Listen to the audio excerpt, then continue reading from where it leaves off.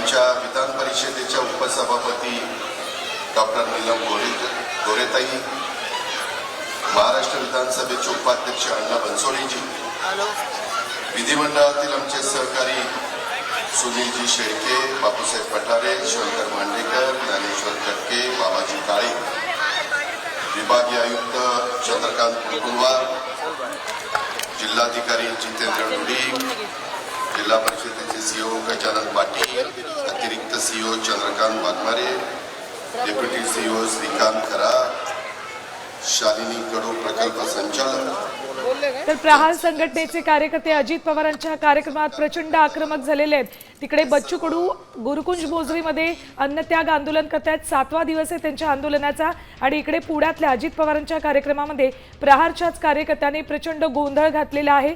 मात्र अजित पवार यांनी आपण या संदर्भात चर्चा करतोय आणि बच्चू कडू यांच्या सोबत आज पालकमंत्री चंद्रशेखर बावनकुळे हे सुद्धा चर्चा करणार आहेत आणि त्यानंतर कॅबिनेटमध्ये कुठल्या मागण्या मान्य करता येतील किंवा काय तडजोड करता येईल याविषयी चर्चा केली जाईल असंही सांगितलं।